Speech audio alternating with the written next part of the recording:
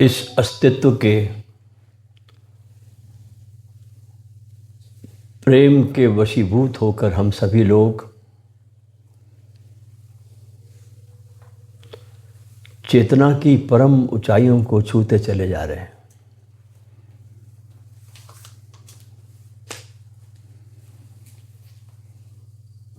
कोई भी काम प्रेमपूर्ण हो तो बहुत आसान हो जाता है। ध्यान में भी अगर प्रेम को जोड़ दो ना तो बहुत सरल और सहज हो जाता है।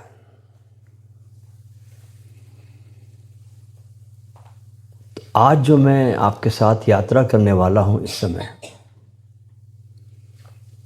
इस सत्संग में, वो बड़ा अद्भुत है। शायद इतना अच्छा मैंने कभी अतीत में कभी बोला भी ना हो जो मैं आज आपके सामने कुछ बहुत महत्वपूर्ण प्रेम की चाशनी में डूबे हुए कुछ शब्द आपको बांट देना चाहता हूं।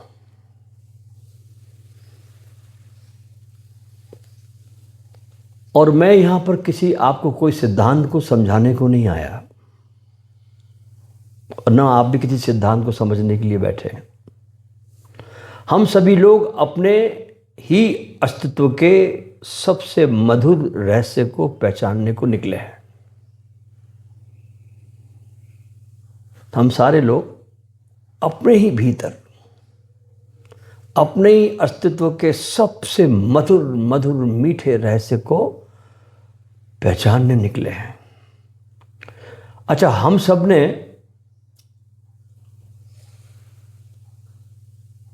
जीवन में हजारों बार प्रेम शब्द बोला है, सुना है, लिखा है, गाया भी है।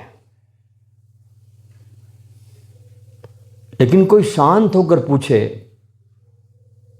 कि प्रेम वास्तव में क्या है,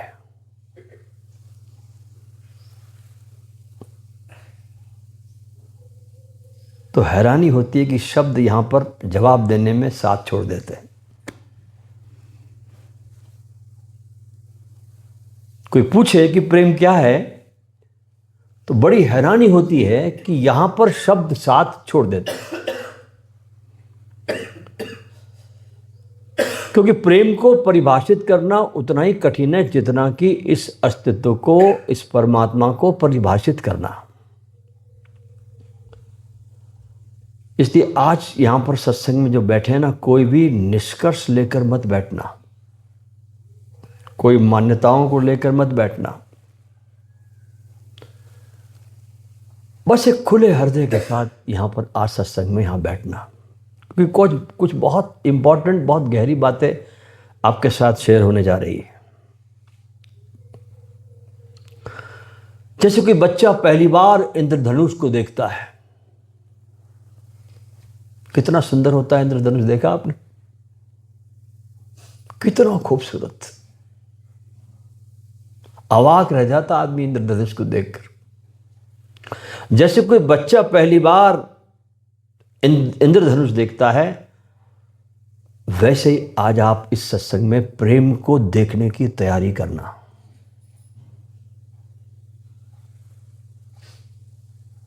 क्योंकि प्रेम कोई संबंध नहीं, प्रेम कोई अनुबंध नहीं, प्रेम किसी का स्वामित्व नहीं।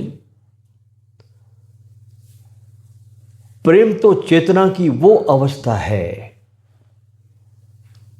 प्रेम चेतना की वो स्थिति है, वो अवस्था है जिसमें संबंध अपने आप सुंदर हो जाते हैं।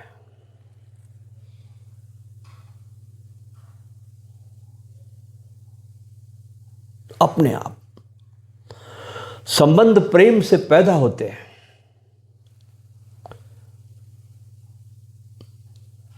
इसलिए आज से हम इस क्षण से, इस मोमेंट से, इस शिविर में अब महत्वपूर्ण प्रेम की घाटी में उतर रहे हैं, जहां पर तर्क होगा कम, अनुभव होगा अधिक, जहां पर दर्शन भी होगा, कविता भी होगी, गीत भी होगा, मौन भी होगा, क्योंकि प्रेम की यात्रा सिर से नहीं हृदय से चलती है। इसलिए बुद्धि को थोड़ा विश्राम दीजिए और हृदय के द्वार खोल दीजिए।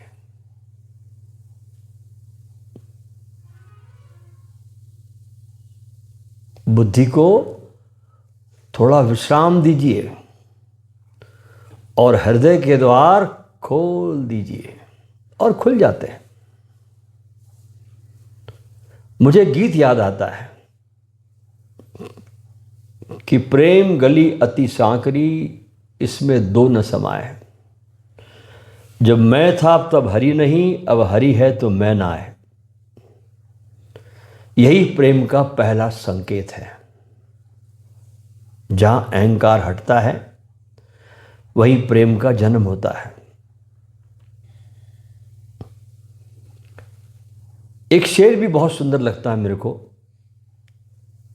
और बड़ा आध्यात्मिक अर्थ समेटे हुए है ये शेर। वो कहता है, इश्क की राह में चलना है तो हल्का हो जा।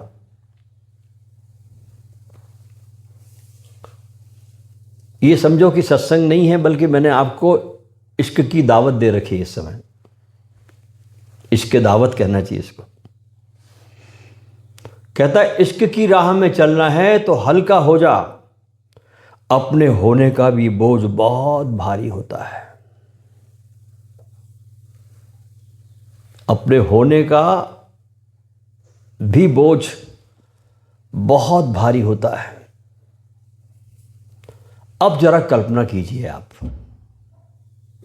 कि इस शरीर को बनाने वाले 5 तत्व कौन कौन से? पृथ्वी, जल, अग्नि, वायु और आकाश। ये सारे तत्व अपनी अलग अलग लय में विद्यमान हैं। अलग अलग लय है इनकी, ध्यान रखना। पृथ्वी अपने धैर्य में स्थिर है। जल अपनी तरंगों में नृत्य कर रहा है। ज्वाला अग्नि बनकर दहक रही है। वायु अपनी मस्ती में बह रही है। और आकाश अपनी अनंत शून्यता में सबको समेट के रख दिया है। सबको समेट रखा है। फिर एक दिन ये 5 तत्व मिलते हैं और ये शरीर बन जाता है।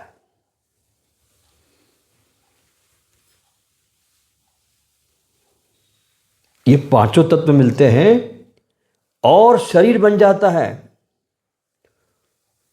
इस संबंध में तुलसीदास ने बहुत सुंदर गीत गाया है। क्षिति जल पावक गगन समीरा, पंच रचित अति अधम शरीरा। लेकिन शरीर के बन जाने से जीवन नहीं बनता, ध्यान रखना। शरीर के बन जाने से जीवन नहीं बनता। मकान बन जाने से घर नहीं बनता। और वाद्य बन जाने से संगीत नहीं जन्मता, है ना। अगर वाद्य बन गया तो संगीत थोड़ी जन्मेगा उसमें।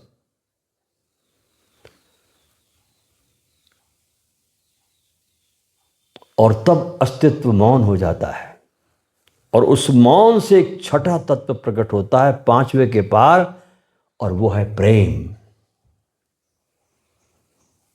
5 तत्व का पिंजरा शरीर, और छठा तत्व कौन सा प्रकट हुआ? प्रेम।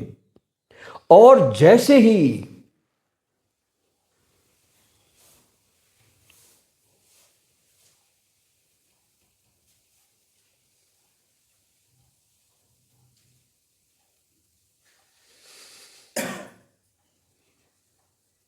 जैसे ही प्रेम इन 5 तत्व को स्पर्श करता है, छूता है,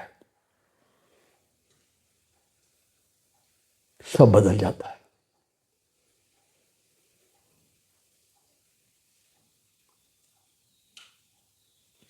सब बदल जाता है। जो शरीर केवल मिट्टी का ढांचा था, वो चेतना का मंदिर बन जाता है। मिट्टी का ढांचा था।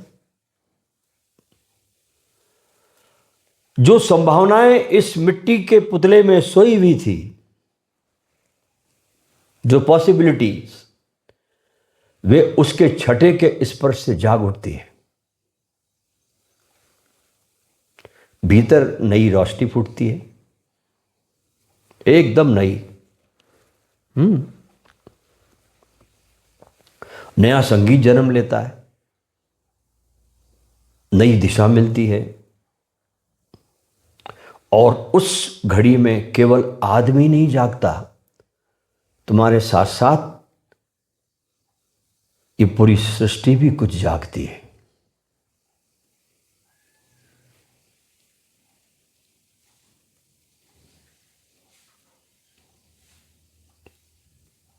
पेड़ भी जागते हैं, नदियां भी जागती है, आकाश भी जागता है, पक्षियों का गीत भी जागता है।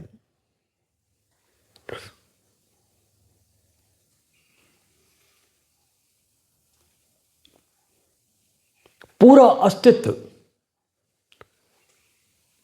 इस प्रेम के स्पर्श से जागरण की यात्रा पर निकल पड़ता है।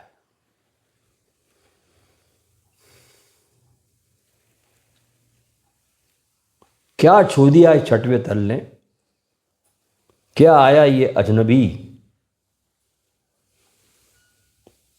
जिसने सब बात बदल के रख दी? इसलिए जागरण जो है ना, ये कोई व्यक्तिगत घटना नहीं है जो आपको घटती है। ये तो पूरे ब्रह्मांड की धड़कन है।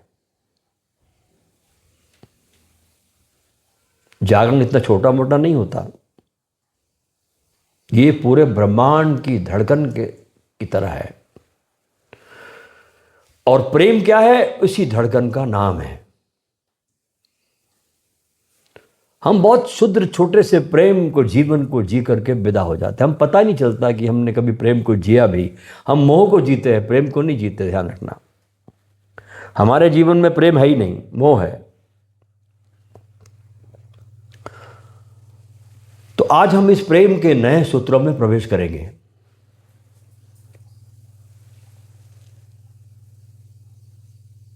जल्दीबाजी बिल्कुल नहीं करेंगे, थोड़ा टाइम लगेगा, चलेगा। लेकिन आज का ये प्रवचन, आज का ये सत्संग अति महत्वपूर्ण है। शायद ऐसा सत्संग मैंने कभी जीवन में किया ही नहीं, जो भी करने जा रहा हूं। जल्दीबाजी नहीं करेंगे, किसी निष्कर्ष तक भागेंगे नहीं। एक एक फूल की सुगंध लेंगे, एक एक अनुभव को जिएंगे। क्योंकि प्रेम मंजिल नहीं है, प्रेम स्वयं एक यात्रा है। कहीं पहुंचना नहीं है, वो स्वयं एक यात्रा है। और प्रेम कोई उपलब्धि नहीं है, वो जीवन का एक परम उत्सव है।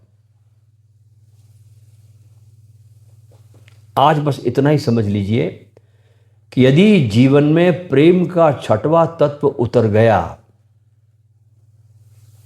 तो पांचों तत्वों की सारी संभावनाएं प्रकाशित हो जाती है।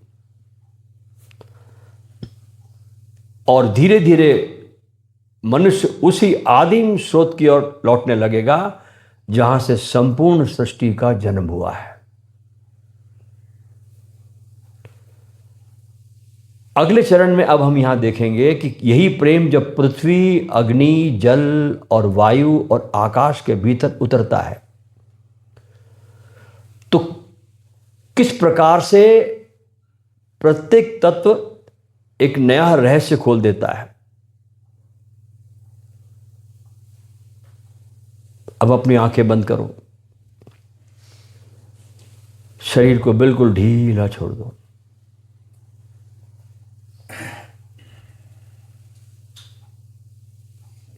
और देखो भीतर, कल्पना करो कि इस पूरे ब्रह्मांड में पांचों तत्व अपनी अपनी लय में नृत्य कर रहे हैं।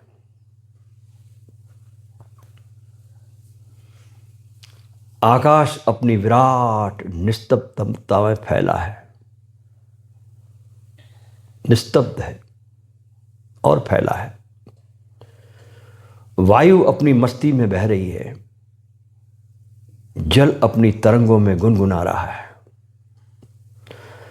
अग्नि अपनी ज्वाला में प्रकाशित है और पृथ्वी अपने धैर्य में स्थिर है। इन सब का अपना अपना अस्तित्व है, अपनी अपनी स्वतंत्रता है। फिर एक दिन इन सब ने मिलकर हमारा शरीर बनाया।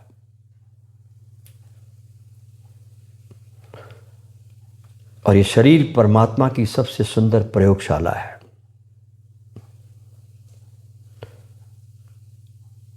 प्रश्न ये नहीं कि शरीर बना, प्रश्न ये है कि इसमें प्राण कैसे जागे, इसमें गीत कैसे फूटे, इसमें आनंद कैसे बहे, इसमें चेतना कैसे खिले, और यहीं प्रेम का प्रवेश होता है।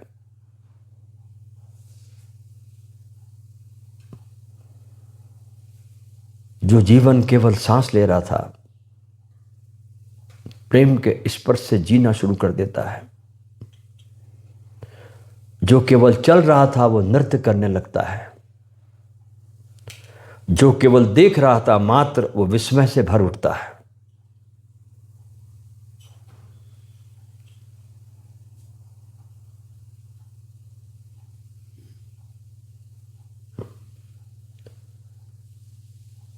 सब जाग रहे हैं। सुबह, हर सुबह सूरज जाग कर ही तो उगता है।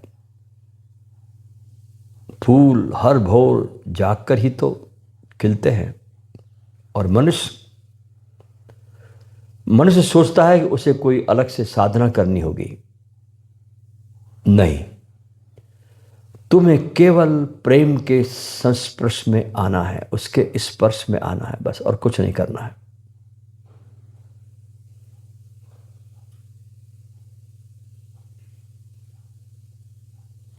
प्रेम वो बरसात है जिसके आते ही सूखी धरती हरियाली से भर जाती है। प्रेम वो संगीत है जिसके बजते ही जीवन का हर तार स्वयं झंकृत उठता है। तो ये प्रेम की शक्ति पांचों तत्वों को जागृत कर देती है। तो अपने भीतर सबसे पहले पृथ्वी के तत्व से पूछते हैं। पहला तत्व पृथ्वी, इससे पूछते हैं, हे पृथ्वी, प्रेम क्या है?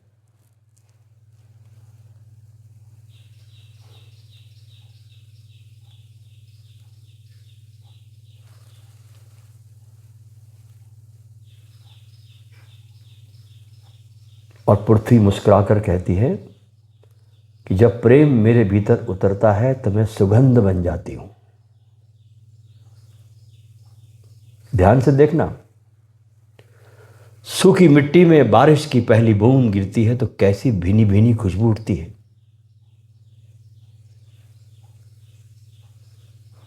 ऐसी खुशबू दुनिया के किसी इत्र में नहीं जो धरती की खुशबू आती है बरसात में। और वही प्रेम की पहली पहचान है। क्योंकि प्रेम जहां आता है वहां सुगंध फैलती है, दुर्गंध नहीं फैलती।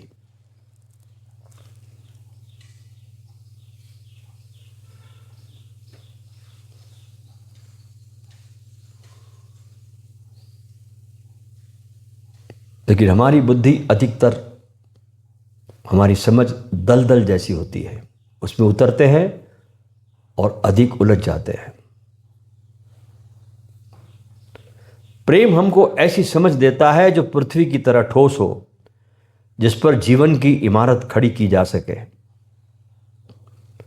इसलिए ध्यान रखना, प्रेम केवल हृदय को ही नहीं बुद्धि को भी स्पष्ट करता है।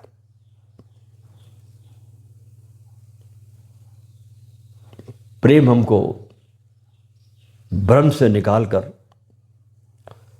यथार्थ पर खड़ा करता है। इसलिए जहां पर भी स्पष्टता है वहां प्रेम है, और जहां केवल उलझन है वहां प्रेम अभी पहुंचा ही नहीं। तो पृथ्वी हमको धैर्य भी सिखाती है। बीज आज बोया जाता है और वृक्ष बनने में वर्षों लग जाते हैं। प्रेम भी ऐसा ही है। आज प्रेम करोगे और कल परिणाम मांगोगे तो निराशा ही हाथ लगेगी, क्योंकि प्रेम प्रतीक्षा का दूसरा नाम है। प्रेम में अधैर्य चलता ही नहीं, क्योंकि फूल अपने समय पर ही खिलते हैं, नदी अपने समय पर ही समुद्र तक पहुंचती है, सूरज अपने समय पर ही झुकता है। तो प्रेम समय से लड़ता नहीं, समय के साथ बहता है। इसलिए जो प्रेमी है वो प्रतीक्षा करना जानता है। वो शिकायत नहीं करता, धन्यवाद करता है। वो मांगता नहीं, भरोसा रखता है।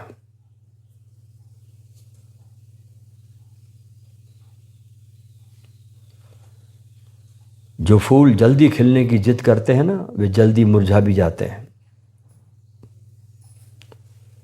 और जो प्रेम धैर्य की मिट्टी में पलता है वही उम्र भर महकता है।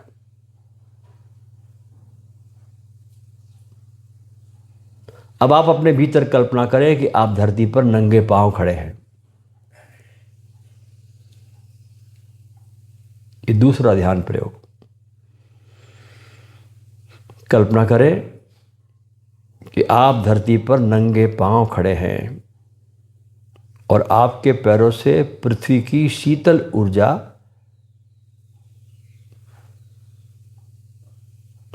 आपके भीतर उतर रही है।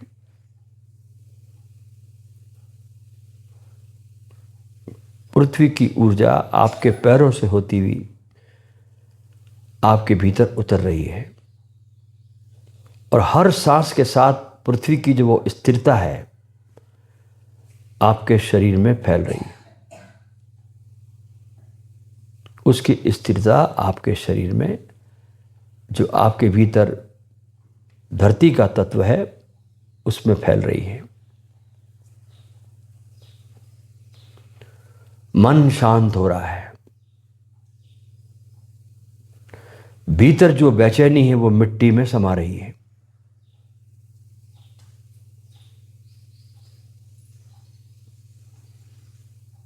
अब अपने हृदय में एक फूल की कल्पना करें।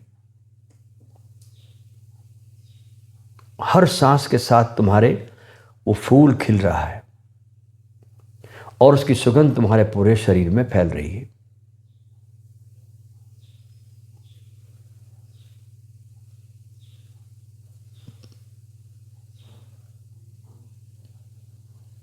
तुम्हारे हृदय में खिलता हुआ फूल हर सांस के साथ वो खिल रहा है और उसकी सुगंध पूरे शरीर में फैल रही है। अनुभव करें कि आपका पूरा अस्तित्व उस सुगंध से भर गया। आपका पूरा अस्तित्व उस सुगंध से भर गया। और धीरे धीरे मन में केवल एक ही भाव उठे, मैं स्थिर हूं, मैं धैर्य हूं, मैं प्रेम की सुगंध हूं। बस कुछ क्षण इस अनुभव में ठहर जाइए।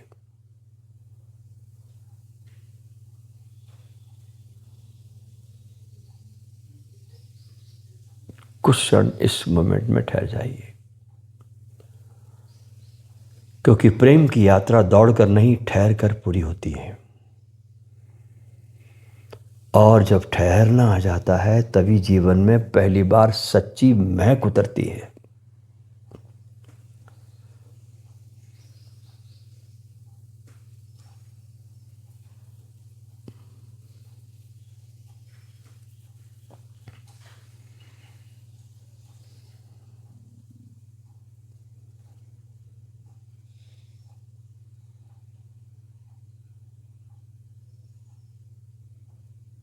अब आइए प्रेम की यात्रा में एक कदम और भीतर उतरते हैं। पृथ्वी ने हमें धैर्य और सुगंध दी, अब अग्नि हमारा इंतजार कर रही है। मैंने अग्नि से पूछा, हे अग्नि, प्रेम क्या है?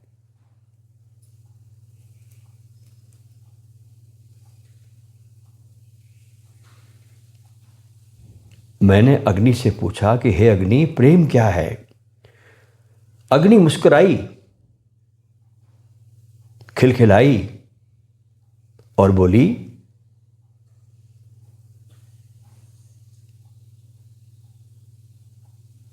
यदि सचमुच प्रेम को जानना है तो पहले जलने की तैयारी कर।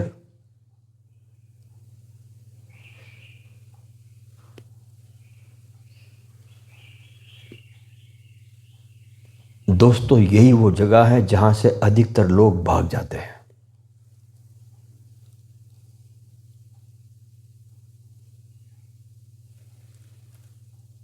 अधिकतर लोग यहां से रफू चक्कर हो जाते हैं, भाग जाते हैं।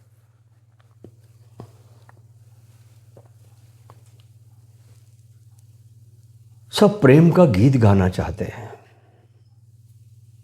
लेकिन प्रेम की आग में कोई उतरना नहीं चाहता। प्रेम का गाना तो गाना जानते हैं, चाहते भी हैं। इसलिए संसार में प्रेम की कहानियां तो बहुत है,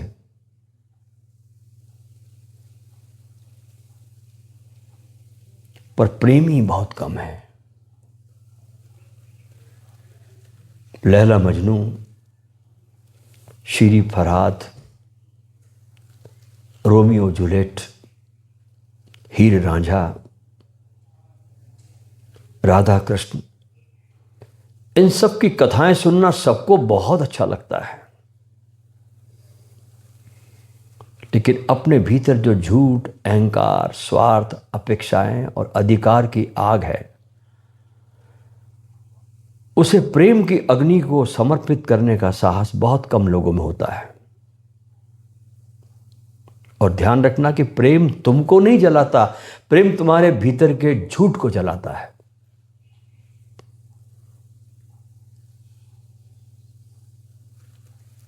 प्रेम तुमको नहीं मिटाता, तुम्हारे अहंकार को, तुम्हारे झूठे मैं को मिटाता है। जैसे सुनार सोने को बार बार अग्नि में डालता है ना, सोना रोता नहीं, शिकायत नहीं करता, क्योंकि उसको पता है कि यह आग उसे नष्ट नहीं करेगी, बल्कि और अधिक निखार कर कुंदन बना देगी। उसी प्रकार प्रेम तुमको कुंदन बनाता है। और जितना प्रेम तुम्हारे जीवन में गहरा होगा ना, उतनी तुम्हारी असत्य की परतें गिरने लगेगी। इसलिए प्रेम कोई सुविधा नहीं, प्रेम एक तपस्या है। प्रेम कोई मनोरंजन नहीं, प्रेम आत्मा का महायज्ञ है।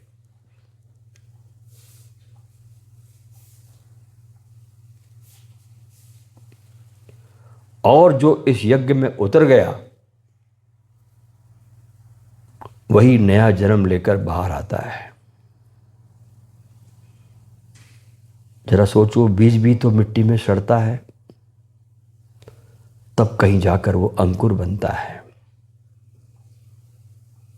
बादल भी जब स्वयं टूटता है तब धरती हरी होती है। दीपक जलता है तब किसी और के जीवन में प्रकाश पहुंचता है। प्रकृति का एक सार्वभौम नियम है कि जो जलने को तैयार है वही जगमगाने का अधिकारी है। जो जलने को तैयार है वही जगमगाने का अधिकारी है। प्रेम की अग्नि भी यही कहती है कि अपने भीतर जो भी व्यर्थ है उसे मुझे सौंप दो।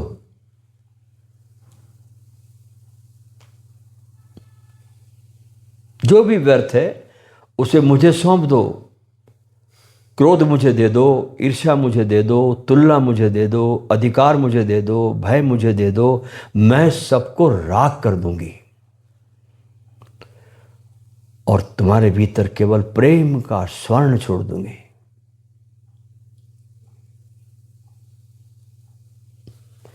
और यही कारण है कि प्रेम के बाद मनुष्य पहले जैसा नहीं रहता।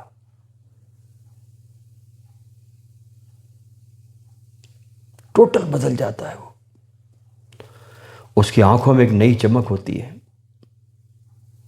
उसकी वाणी में एक नई करुणा होती है, प्रेम होता है, उसके शब्द जादू है, उसके स्पर्श में एक नई ऊष्मा होती है। क्योंकि अब वो स्वयं नहीं बोल रहा होता है, प्रेम बोल रहा होता है।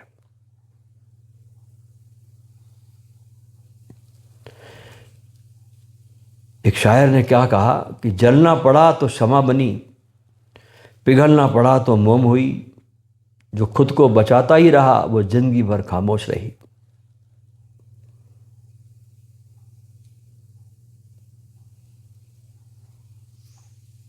इसलिए प्रेम का पहला संस्कार है वो है अहंकार का विसर्जन।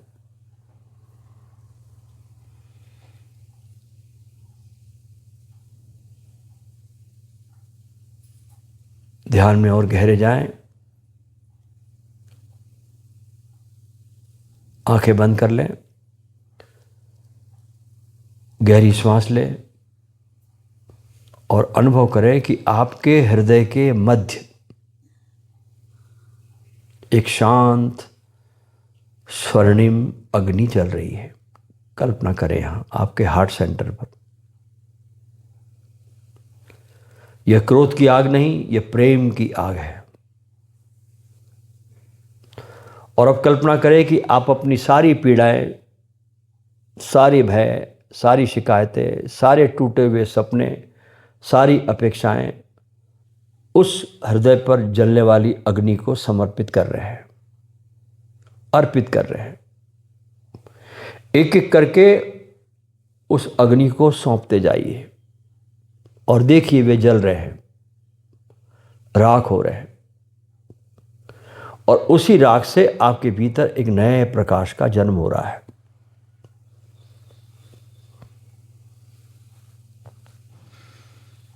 और अब अनुभव करें कि इस जलने से आपका हृदय बिल्कुल हल्का हो गया है, निर्मल हो गया है।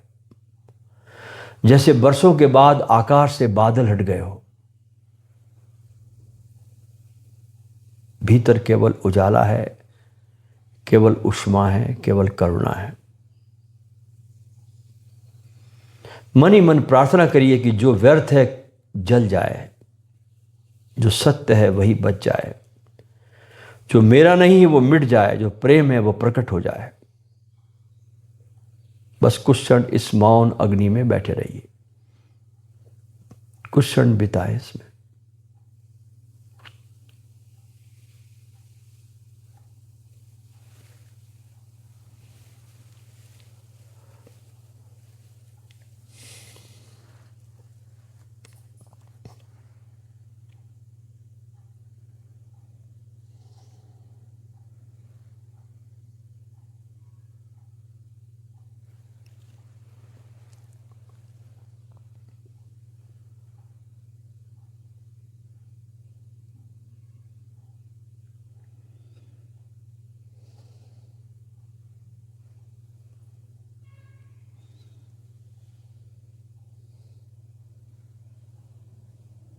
जो प्रेम की अग्नि में उतरने का साहस करता है ना, वही प्रेम के पूर्ण सौंदर्य को उपलब्ध होता है।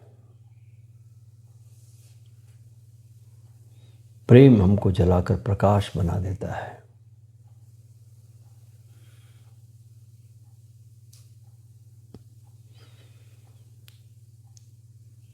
और प्रेम की यात्रा का कोई अंत नहीं होता। आज हमने केवल प्रेम की घाटी में पहला कदम रखा है। अभी तो फूलों की सुगंध आई है, अभी तो हवाओं ने हल्का सा स्पर्श किया है, अभी तो जल ने केवल पैरों को छुआ है, अभी तो अग्नि ने केवल दीपक जलाया है, अभी तो आकाश ने केवल संकेत दिया है। आगे तो अनंत आकाश है, अनंत प्रेम है, अनंत यात्रा है।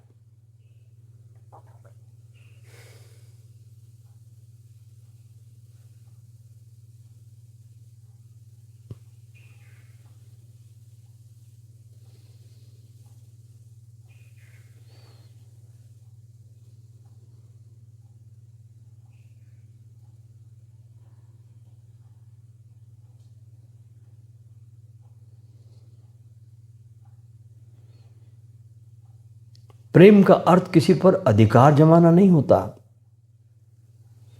प्रेम का अर्थ किसी को बदलना भी नहीं होता। प्रेम का अर्थ है किसी के होने का उत्सव मनाना।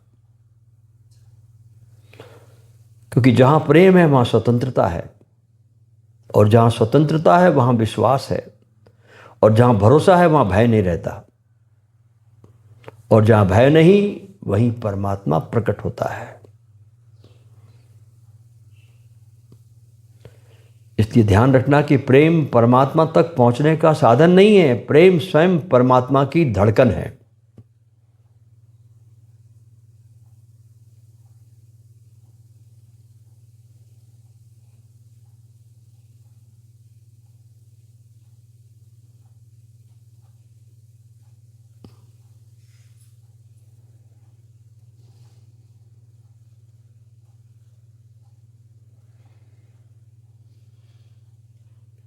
इसलिए मैं आप सबसे कहूंगा कि आज से प्रेम की बातें मत कीजिए, प्रेम को जीना शुरू कीजिए। अपने घर में, अपने परिवार में, अपने मित्रों के साथ, अपने शत्रुओं के साथ, पेड़ों के साथ, पक्षियों के साथ, इस धरती के साथ, अपने शरीर के साथ, अपनी श्वास के साथ। क्योंकि जिसने जीवन को प्रेम करना सीख लिया उसको परमात्मा को खोजने की आवश्यकता नहीं, उसकी खोज समाप्त हो गई।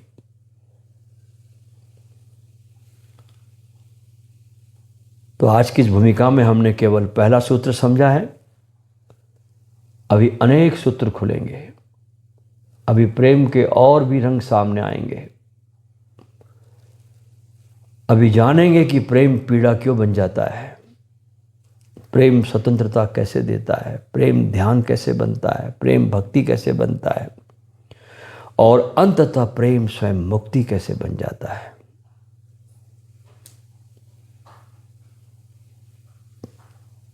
इसलिए पृथ्वी की तरह धैर्य रखिए, जल की तरह बहते रहिए, अग्नि की तरह स्वयं को निखारते रहिए, वायु की तरह सबको स्पर्श करते रहिए, आकाश की तरह विशाल बने रहिए, और इन सब के मध्य प्रेम को जगाए रखिए।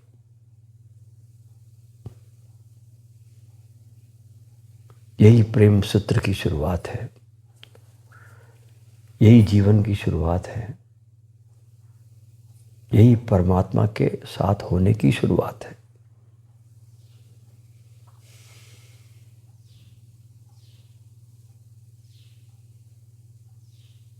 और अगले सत्संग की यात्रा तक अपने भीतर के इन 5 तत्वों को प्रेम से सींचते रहिए। क्योंकि प्रेम ही पथ है, प्रेम ही पथिक है,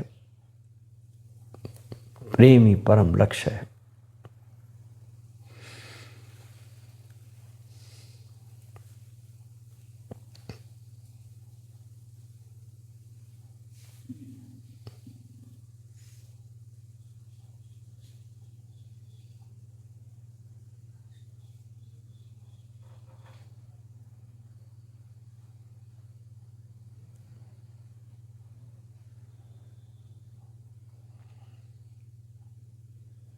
अपने भीतर के पांचों तत्वों को अनुभव करें कि आपका शरीर पृथ्वी है, स्थिर, धैर्यवान और सुगंध से भरा हुआ। आपकी श्वास वायु है, आती हुई, जाती हुई, स्पर्श करती हुई। आपके भीतर बहता हुआ खून जल है, रस से भरा हुआ, जीवन से भरा हुआ। और आपकी चेतना में जलती जागरूकता वो आग है जो अज्ञान को भस्म कर रही है। और इन सब के पीछे जो मौन है, जो असीम है, जो शब्दों से परे है, वो आकाश है। और इन पांचों तत्वों के मध्य प्रेम का एक प्रकाश उतर रहा है।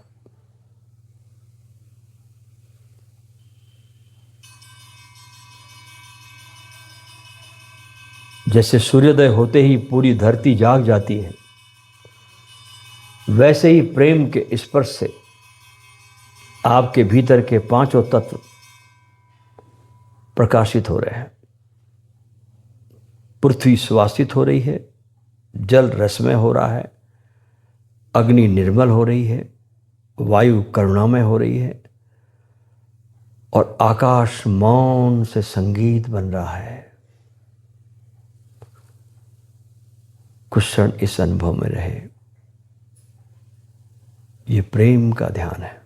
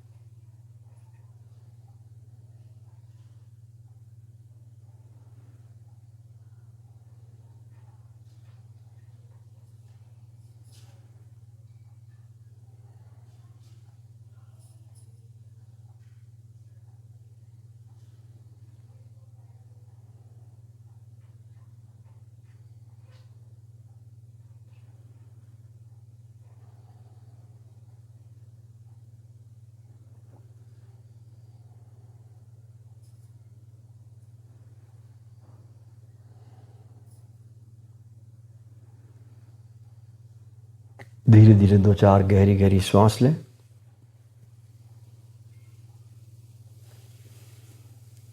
गहरी श्वास और धीरे से अपनी आंखों को खोलें।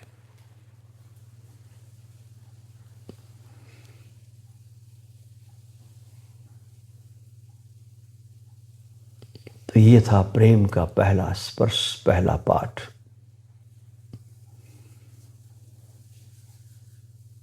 कितना डिवाइन, कितना विराट, जिसको जाना नहीं जाता, समझा नहीं जाता, बस उसमें डूबकर रसपूर्ण हुआ जाता है। ऐसा है प्रेम। 5 तत्व मुर्दा है जब तक छठवां तत्व प्रवेश नहीं करता, तब तक। छठवां तत्व आते ही सब जीवन से भर उठता है तरंगों से। 5 तत्व उसके अतिथि के आने की तैयारी है।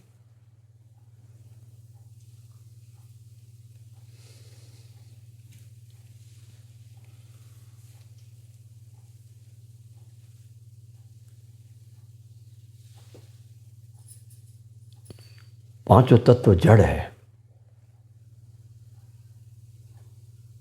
और छठवां तत्व चैतन्य है। और इस चैतन्य का जैसे ही स्पर्श होता है इन पांचों तत्वों को, ये पांचों तत्व भी जाग जाते हैं। इनमें भी प्राण आ जाते हैं, इनमें भी संवेदनशीलताएं आ जाती है, इनमें भी जान आ जाती है।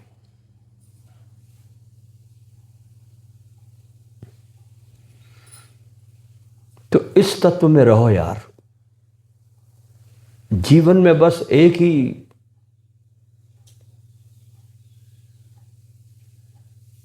रास्ता है, दूसरा कोई रास्ता नहीं है। वो है इसमें जीना, इस छठे तत्व में जीना, इसके हो जाना, चाहे कोई भी कीमत चुकानी पड़े। फिर भी सौदा सस्ता है। कुछ भी कीमत चुका दी आपने, और अगर आपने इसको जी लिया ना, तो भी सौदा बहुत सस्ता हो गया, निपट गया आप। और अगर आपने ये नहीं किया तो आप एक हारी हुई बाजी को खेलकर इस जगत से विदा होते हैं। और कोई दूसरा जन्म नहीं, ये भी ध्यान रखना। ये सब फालतू की बातें हैं, पुनर्जन्म और ये सब कोई किसी को अभी तक अनुभव नहीं हुआ पुनर्जन्म का, वापिस जन्म लेने का। सुनी सुनाई बातें हैं, सुन रखी हमने कि आत्मा जाती है, फिर पुनर्जन्म लेती है, पता नहीं क्या क्या करती है। न किसी ने देखा, न किसी ने सुना, न किसी ने अनुभव किया। जो भी तुम्हारे अनुभव में आता वो सत्य है, बाकी सब कपोल कल्पना है, कुछ नहीं। तो जीवन यही है, इसी जन्म में है। 5 तत्व मिले, छठवां तत्व प्रवेश हुआ, जागा, जीवन ने नृत्य किया, जो भी किया। और जैसे ये तत्व अलग हुए, यहाँ की कहानी यहाँ खत्म हो गई।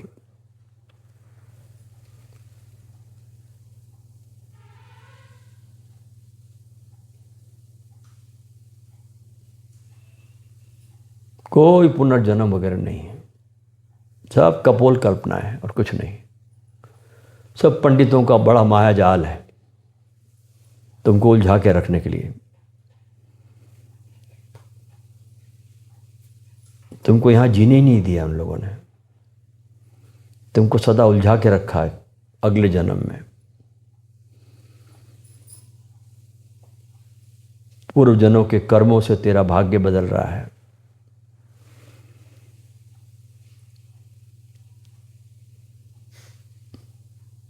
युद्धों में हजारों निर्दोष लोग मारे जाते हैं, उन्होंने बेचारों ने कौन से कर्म किए थे?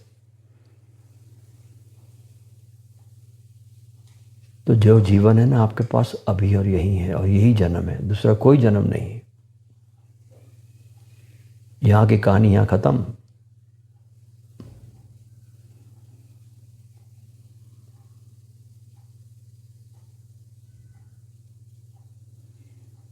इतना हिसाब किताब कौन रखे भाई, अरबों खरबों लोगों का, पागल हो जाएगा रखने वाला।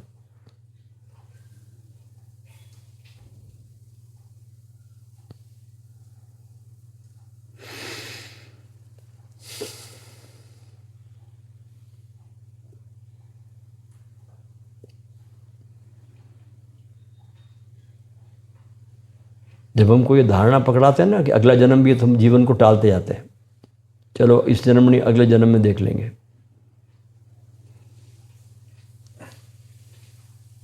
कोई जन्म नहीं है, अभी है जो है जो। इसलिए पश्चिम ने इतना विकास किया वहां लोगों ने, क्योंकि उनके पास एक ही जन्म है।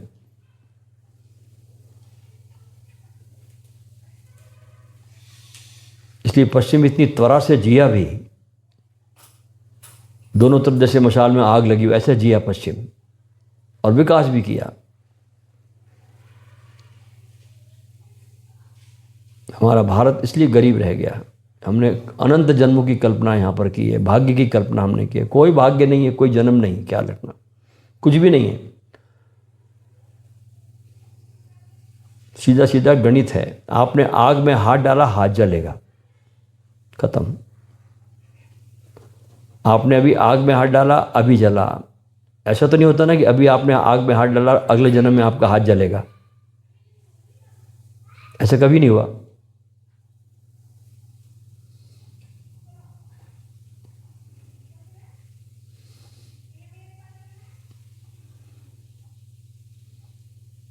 तो जीवन को अभी और यहीं उस छठे तत्व में जियो।